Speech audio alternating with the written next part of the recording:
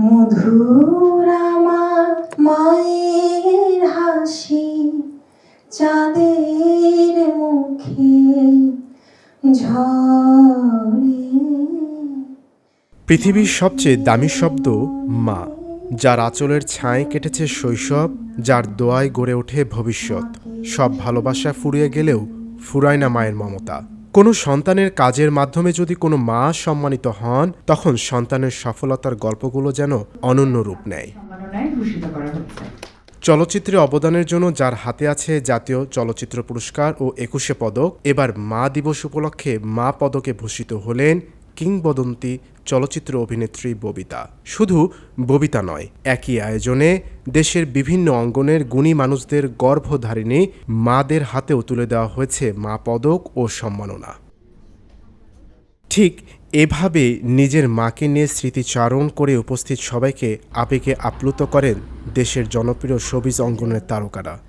আমি খুঁজেছি তোমায় মাগো, আমি খুঁজেছি তোমায়, আমি খুঁজেছি তোমায় মাগো, আমি খুঁজেছি তোমায়। বিশ্ব মা দিবস উপলক্ষে শনিবার রাজধানীর নিকুঞ্জে এক ৫ তারকা হোটেলে দেশের শোবিজ ও অন্যান্য অঙ্গনের গুণী মানুষদের গর্ভধারিণী মায়েদের হাতে তুলে দেওয়া হয় মা পদক ২০২৬, যে আয়োজনের শুরুতেই মা পদকে ভূষিত করা হয় দেশবরেণ্য চলচ্চিত্র অভিনেত্রী ববিতাকে।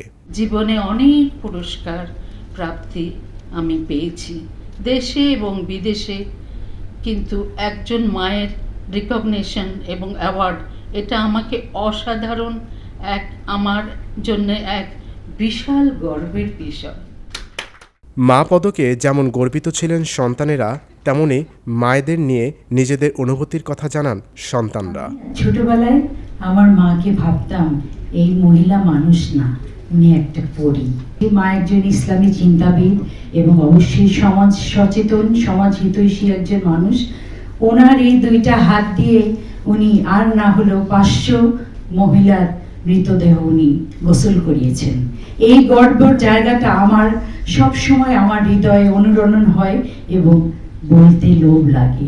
আমি জানি না, সবাই বলে যে বাবা বটবৃক্ষ, আমি মনে করি মা বটবৃক্ষ। বাবা অবশ্যই অনেক বড় আলো ছায়া বাতাস দিয়ে রাখে। মায়ের ছোটবেলায় যে ভূমিকাটা থাকে, বড় হওয়ার পরে সেই ভূমিকাটা থাকে না। এখন শুধু মিষ্টি করে আদর করে ডাকেন, কথা বলেন, কিন্তু সোপান বাড়িটা নাই।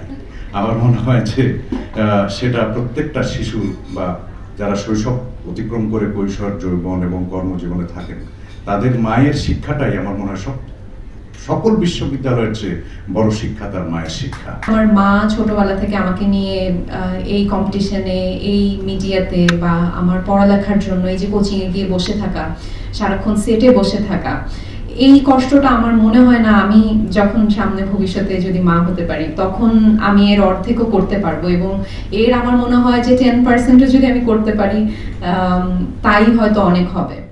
এবারের আয়োজনে প্রধান অতিথি হিসেবে উপস্থিত ছিলেন গুণী অভিনেতা ও নাট্যকার আবুল হায়াত। মায়েদের হাতে সম্মাননা তুলে দিতে পেরে নিজের আনন্দের কথা জানালেন অনুষ্ঠানের প্রধান অতিথি।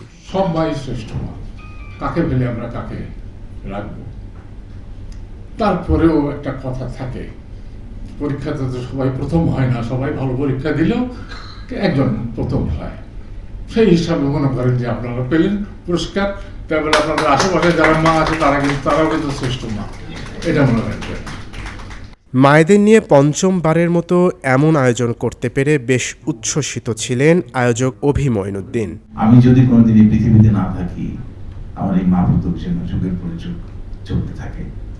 সম্মানিত করেন সকল গর্বিত প্রতিষ্ঠিত সন্তানদের। অবশ্যই যারা থাকবেন নেপথ্যে তারা যেন কালচারকে বেশি গুরুত্ব দেয়, বিকজ আমি কালচারের মানুষ। আলী রূপা ফাউন্ডেশনের উদ্যোগে এবারের আয়োজনে ববিতা সহ ১৪ জন মাকে ভূষিত করা হয়েছে মা পদকে। দৈনিক করতোয়া, ঢাকা।